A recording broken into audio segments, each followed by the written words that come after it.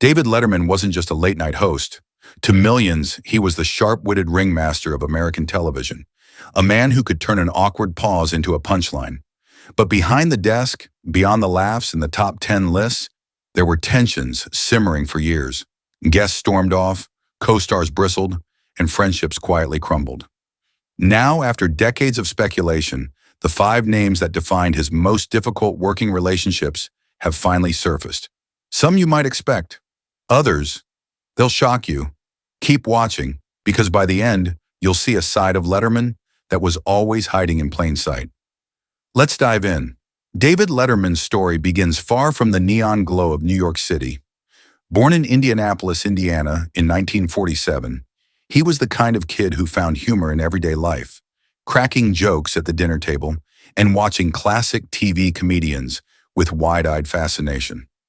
After attending Ball State University, he chased broadcasting with relentless energy, starting out on local radio and television. His quirky segments and offbeat sense of humor didn't just stand out, they stuck. By the late 1970s, Letterman was trying to break into comedy full-time. He worked small clubs, wrote jokes for other performers, and eventually landed a coveted spot on The Tonight Show, starring Johnny Carson.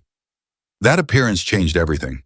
Carson invited him back multiple times, and soon Letterman became a regular, known for his dry wit and willingness to poke fun at anything, including himself. In 1982, NBC handed him the keys to Late Night with David Letterman. It was a strange, brilliant experiment. Letterman threw watermelons off buildings, invited absurd guests, and perfected the awkward interview as an art form. Audiences loved it. He wasn't trying to be smooth like Carson. He was trying to be real, unpredictable, even a little uncomfortable. And it worked. Then came the late night wars. When Carson retired in 1992, many assumed Letterman would inherit the throne. Instead, NBC gave The Tonight Show to Jay Leno. That decision sparked one of the most famous feuds in television history. Letterman bolted for CBS, launching The Late Show with David Letterman in 1993. For more than 2 decades, he went head-to-head with Leno, Conan O'Brien, Jimmy Kimmel, and eventually Jimmy Fallon, carving out his own legacy as the master of ironic detachment and biting commentary. Fans remember the iconic moments. Madonna's profane interview in 1994. Drew Barrymore hopping on his desk and flashing him. Joaquin Phoenix's bizarre appearance in 2009 that turned out to be performance art.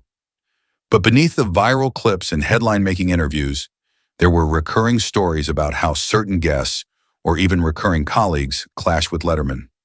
Sometimes it was creative differences, sometimes it was ego, and sometimes it was simply 2 big personalities that could never fit in the same frame. Letterman retired from late-night television in 2015, only to resurface on Netflix with My Next Guest Needs No Introduction. There, his interviewing style softened. Longer conversations, more empathy, less snark. But the whispers about his past feuds still follow him. Which relationships soured the most? Which co-stars, colleagues, and guests left scars that shaped his legendary career? That's what we're here to uncover. On the surface, Letterman's world was all about laughs, applause, and entertainment. But if you look closely, you could spot the fractures. He was notorious for pushing boundaries in interviews, sometimes hilariously, sometimes uncomfortably. He'd call out hypocrisy, tease guests to the edge of irritation, and refuse to play along with canned publicity stunts. For fans, that was refreshing. For certain co-stars and collaborators, it was infuriating. Reports suggest that behind the curtain, Letterman had his share of disagreements. Some believed he thrived on tension. Others felt his brand of comedy demanded that he be the one in control, and anyone who tried to wrestle that control away quickly found themselves in his bad graces. Over the decades, 5 names have emerged again and again when people talk about Letterman's most strained relationships. They range from rival hosts to blockbuster celebrities, people who clashed with his humor, his style, or his sheer presence. Some of these confrontations played out live, on camera. Others unfolded quietly, whispered about in green rooms, and written about years later. So who were they? Who are the 5 co-stars that David Letterman reportedly hated working with the most? Let's find out. Jay Leno. The first name on this list is one that defined an entire era of late-night rivalry: Jay Leno. If there was ever a co-star who symbolized the push and pull of television power, it was him. For Letterman, the friction wasn't about personality quirks or a single awkward moment. It was about the throne itself, the seat of The Tonight Show. And for 2 decades, it cast a shadow over everything both men did. Letterman and Leno started surprisingly in similar territory. Both were comedians cutting their teeth in the 1970s stand-up circuit. They even appeared on The Tonight Show, starring Johnny Carson, where Carson's nod could transform a career overnight. At first, the two men respected each other. They were part of a fraternity of comedians hustling for spots, honing their timing, and learning how to kill a room. The friendship, if you can call it that, turned into rivalry in 1992. Carson retired, and fans assumed David Letterman, who had hosted Late Night for a decade, would take over the crown. But NBC executives stunned the world by naming Jay Leno as Carson's successor. Suddenly, Letterman wasn't the heir apparent. He was the outsider. That single decision rewrote late-night history and planted the seed of a bitter, enduring feud. On camera, both men played coy. They cracked jokes about each other but rarely launched open attacks. Still, the tension seeped through. Letterman's monologues would drop sly digs at NBC and the other guy across the street. Leno, meanwhile, leaned into being the everyman, positioning himself as the safer choice for mainstream America. Behind the scenes, though, it was reportedly much sharper. Industry insiders claimed Letterman felt betrayed, not just by NBC, but by Leno personally.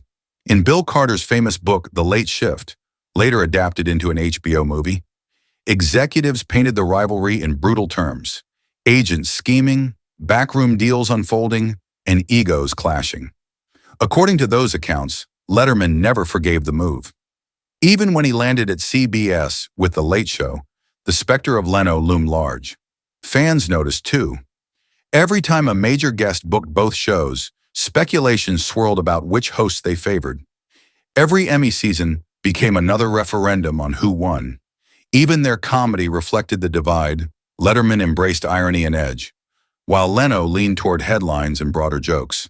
There were plenty of public receipts for the feud. When The Late Show premiered in 1993, Letterman's very first broadcast included barbs about NBC and Leno. The press devoured it, treating each ratings bump like a boxing round. In 1995, Letterman briefly overtook Leno, only for The Tonight Show to regain dominance after Hugh Grant's infamous interview in 1995 following his scandal. That booking, and Leno's ratings spike, was cited by media outlets as the moment Letterman lost his edge. In interviews, Letterman didn't exactly hide his feelings. He once quipped to Rolling Stone that Leno was the funniest guy you'd ever want to meet until you get to know him. It was a classic Letterman line, half compliment, half razor blade. Meanwhile, Leno often brushed off questions with a smile, though fans debated whether his aw-shucks persona was genuine or calculated. The HBO adaptation of The Late Shift brought the feud to a new audience, dramatizing Letterman as the wounded talent and Leno as the cunning operator. Viewers couldn't help but pick sides. To this day, social media threads flare up whenever people argue who really deserved the Tonight Show desk. For Letterman, this rivalry wasn't just personal. It shaped the trajectory of his career. His move to CBS gave him freedom, but it also cemented him as the eternal challenger. That underdog status fueled some of his most creative years. It also gave his show a sharper edge, one that appealed to fans who liked their comedy with bite.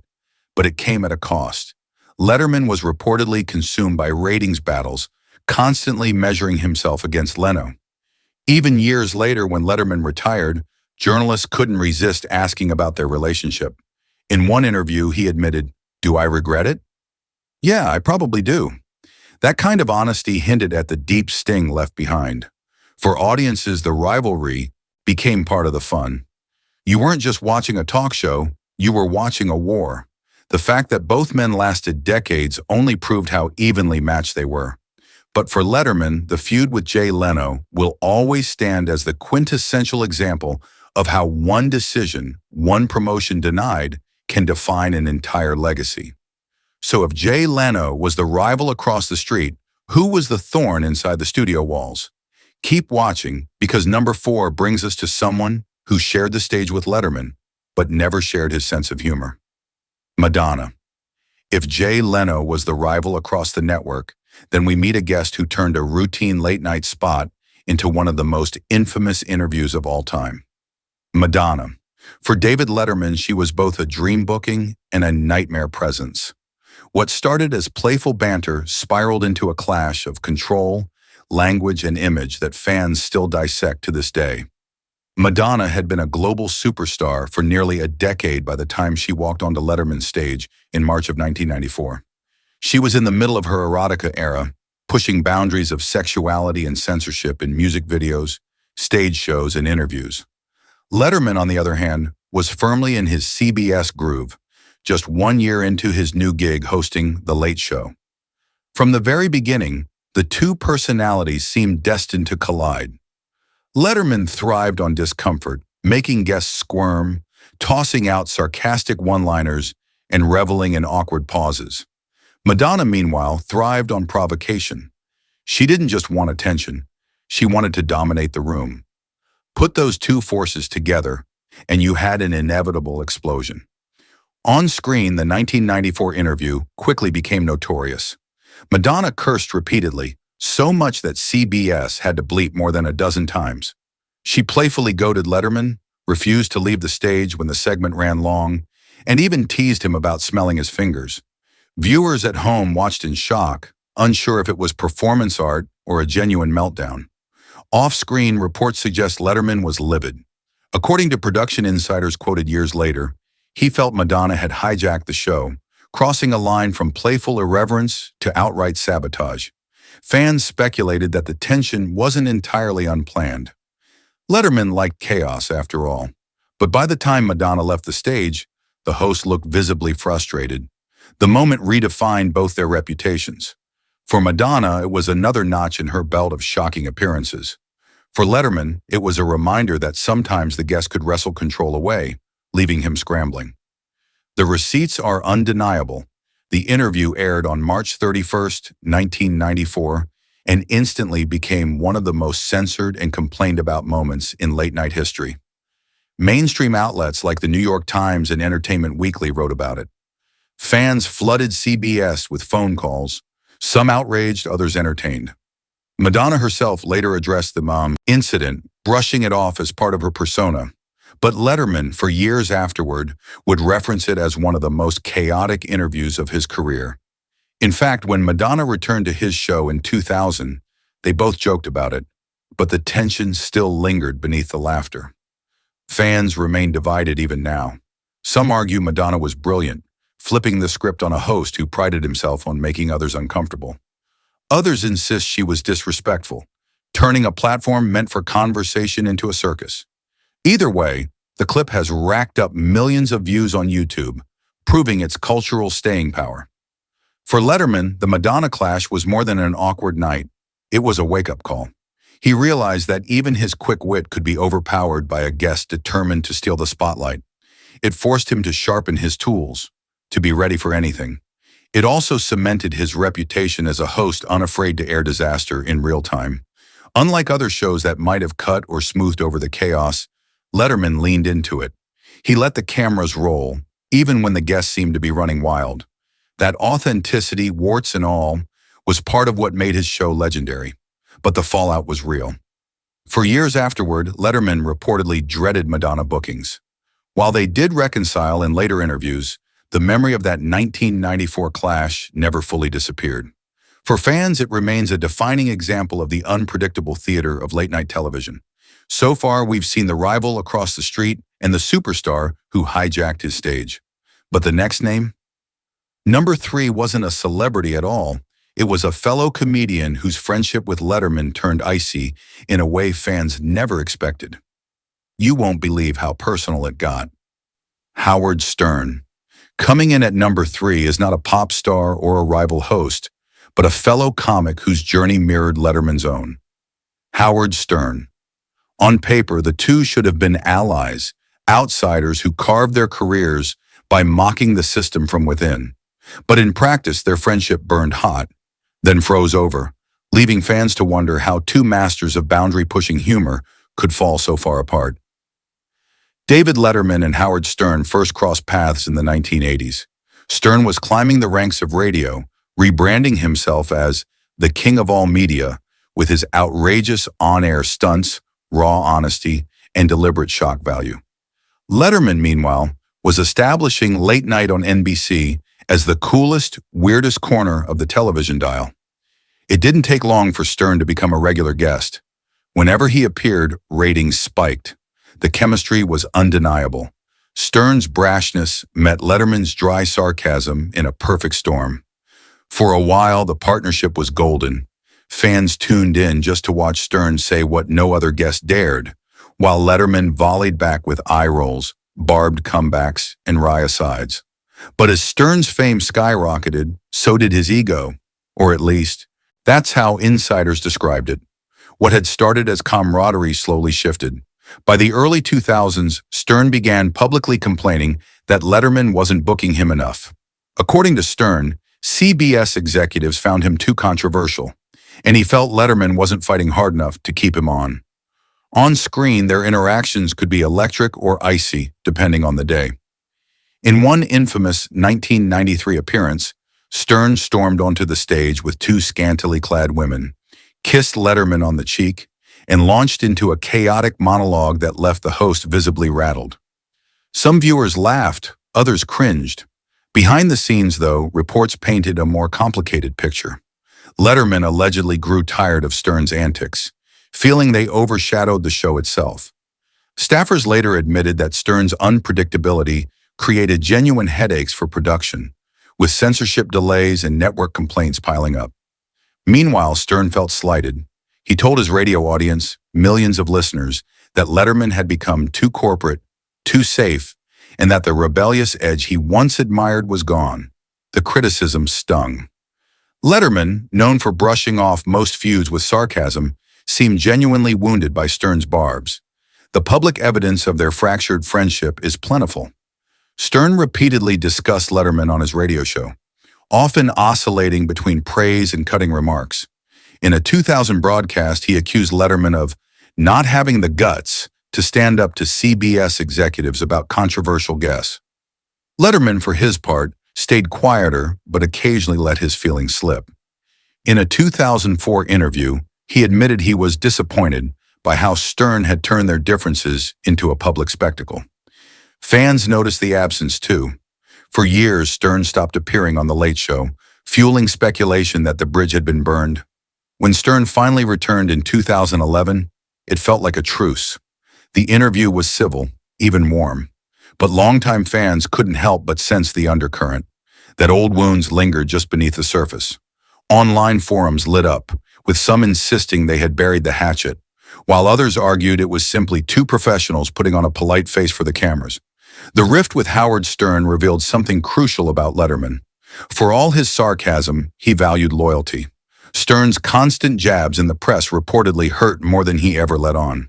And for Stern, the falling out reinforced his image as a rebel willing to attack anyone, even a former friend, if he felt slighted. For viewers, the feud was bittersweet. Their best on-screen moments were legendary, unpredictable, and hilarious. But the collapse of their friendship showed the limits of late-night chemistry. Not every wild guest could remain a trusted ally. By the time Letterman retired in 2015, the two had publicly reconciled. Stern praised him on air, calling him a broadcasting hero.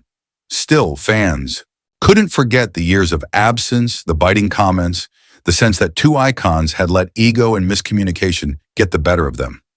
If Howard Stern represented the clash of rebellious spirits, the next one represents something deeper, a creative partnership that cracked under the weight of pressure and time. Keep watching, because the next name was once part of Letterman's inner circle, Paul Shaffer. At number 2, we leave behind celebrity guests and media rivals to focus on someone much closer to home, Paul Shaffer.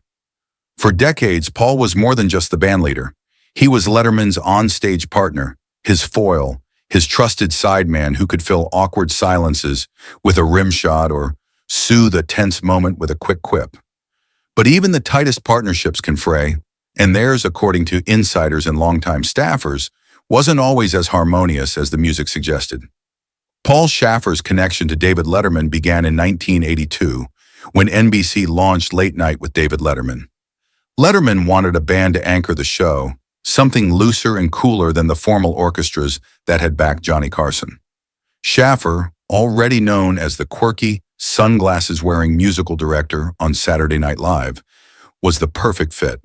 From the start, their chemistry clicked. Letterman would toss out a sarcastic line, and Schaffer would volley back with deadpan banter. The audience loved it.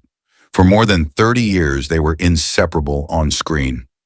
Schaffer was the Ed McMahon to Letterman's Carson, but hipper, sharper, and more musically adventurous. But beneath the jokes, some tension brewed. Schaffer reportedly felt typecast as the sidekick, never quite given the spotlight he craved. He had ambitions of his own, solo projects, albums, even occasional acting gigs. Letterman, focused on the rhythm of his show, allegedly saw Schaffer's outside interests as distractions. According to some who worked with them, their friendship was real but complicated, bound by loyalty yet strained by ego. On screen, the partnership looked effortless. Letterman teased Schaffer mercilessly, mocking his bald head, his flashy suits, his habit of laughing at everything. Schaffer played along, acting as both enabler and counterweight.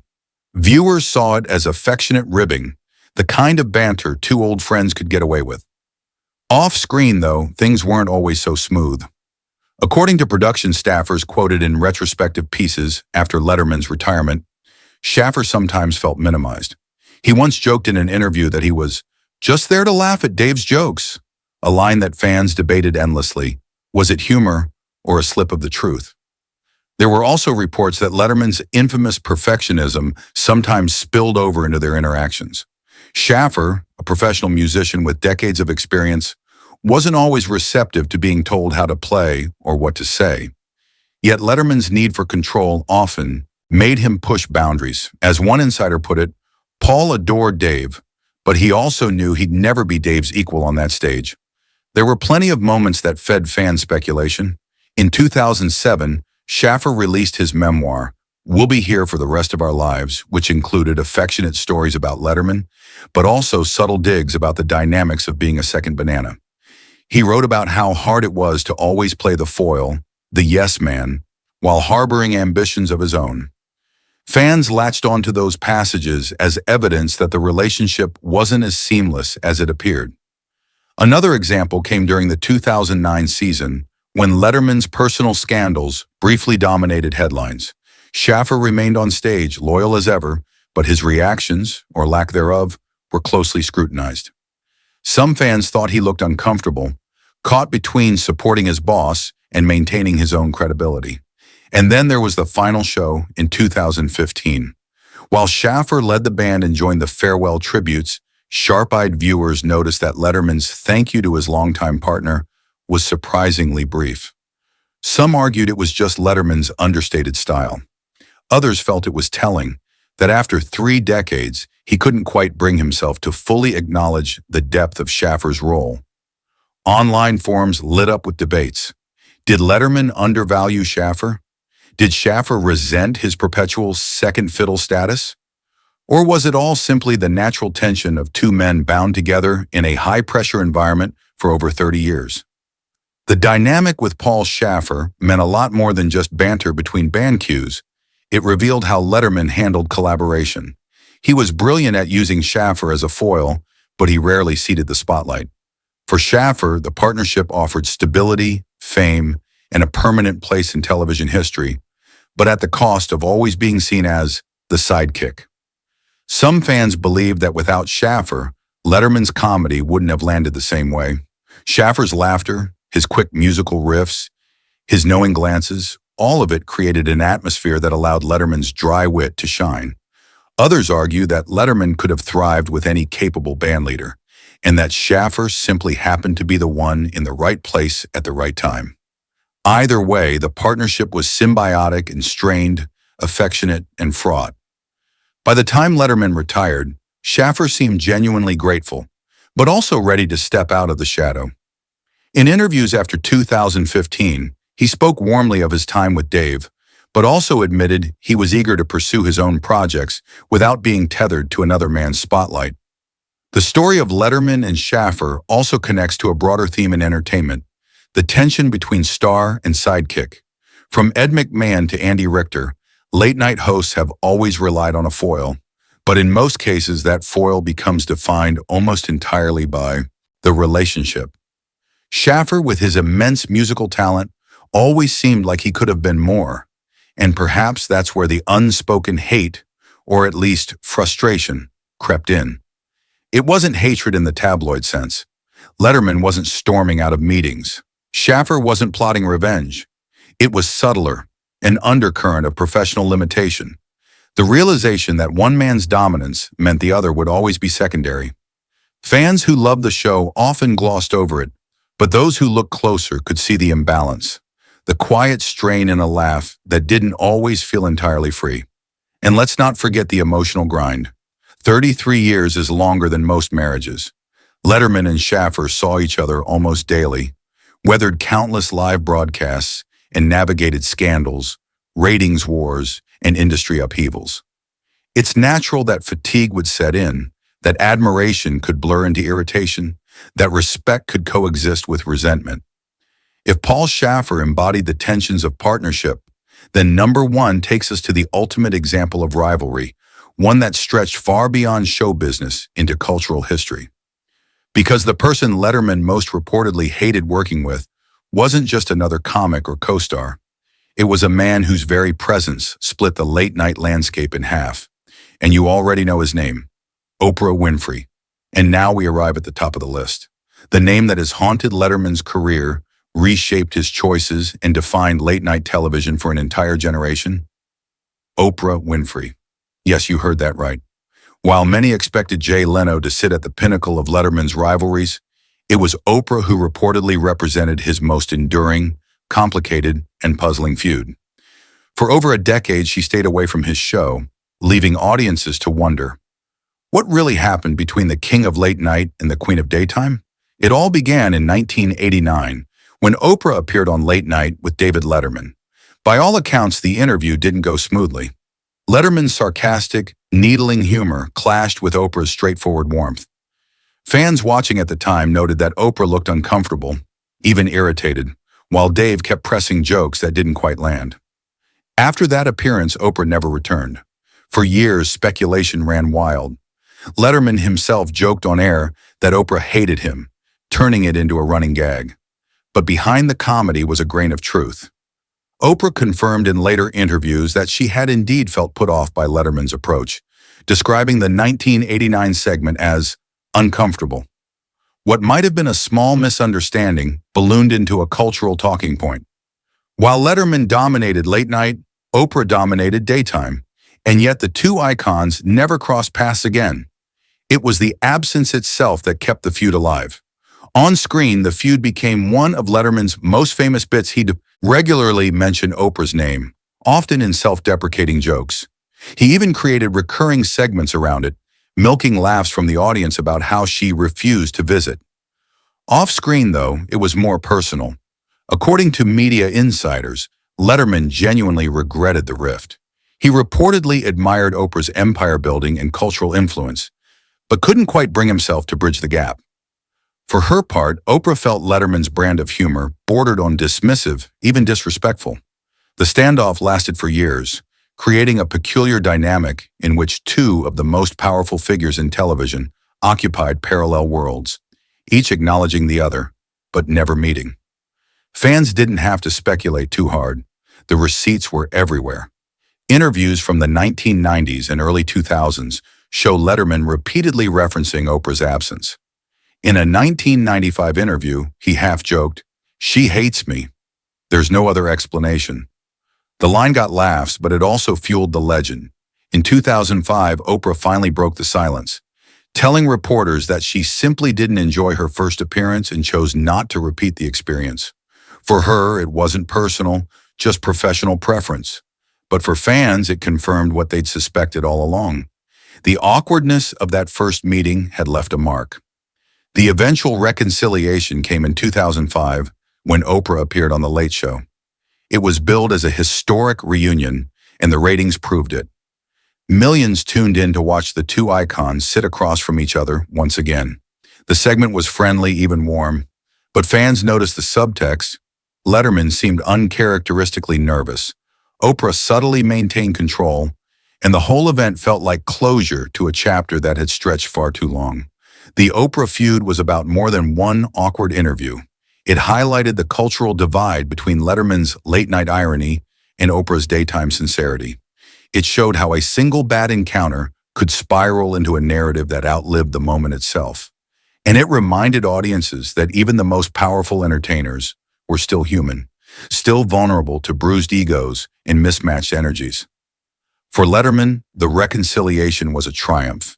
He got his punchline turned into reality, and he finally proved to himself and to viewers that he could sit with Oprah without combusting. For Oprah, it was another demonstration of her ability to command any stage, even one that had once felt hostile. Fans, meanwhile, took sides. Some thought Letterman's long-running jokes were hilarious, a masterclass in self-deprecation. Others felt they bordered on obsession, even pettiness. But by the end, the Oprah saga had become one of the most enduring storylines in late-night lore. So what do these 5 names add up to? Rival hosts, rebellious guests, fractured friendships, strained partnerships, and a queen who refused his stage. Together, they paint a picture of a man whose greatest gift, provoking tension, was also his greatest curse. Let's step back and see how it all fits together. When you line up the 5 biggest clashes in David Letterman's career, Jay Leno, Madonna, Howard Stern, Paul Shaffer, and Oprah, you see a pattern emerge. It wasn't about scandal or betrayal in the tabloid sense. It was about control. Letterman thrived when he had the upper hand, when he could steer the conversation, deliver the punchline, and hold the stage. But with each of these figures, control slipped. With Leno, it was the Tonight Show throne. With Madonna, it was the chaos of her refusal to play by the rules. With Stern, it was a friend who turned his rebellion against him. With Shaffer, it was the quiet resentment of a partnership that demanded hierarchy. And with Oprah, it was the one guest who refused to play along and never came back. Together, these clashes reveal both the brilliance and the fragility of Letterman's style. He built a career on discomfort, but sometimes discomfort turned into fracture. He wanted authenticity, but authenticity could sting. He sought loyalty, but loyalty was tested. Today, in his Netflix interviews, you can see a different Letterman. The beard, the slower pace, the gentler questions. It's as if the wars of late night taught him something about listening, about letting others take the stage, about the cost of always needing to win. But the legacy remains. Ask any fan about Letterman's career, and they'll mention the feuds just as quickly as the top 10 lists. Because in the end, the battles defined him as much as the laughs. So what do you think? Were these feuds inevitable? Clashes of ego and style that no one could have prevented? Or did Letterman's sharp wit push people away more than he realized? Drop your thoughts in the comments below. Did you side with Dave or with the co-stars who pushed back? And don't forget, hit like, subscribe, and share this video with other late-night fans who still remember the wars of the 90s. And if you're ready for more behind-the-scenes drama, check out our next deep dive into the rivalries that shaped late-night television itself. Until then, keep watching and keep questioning the stories behind the spotlight.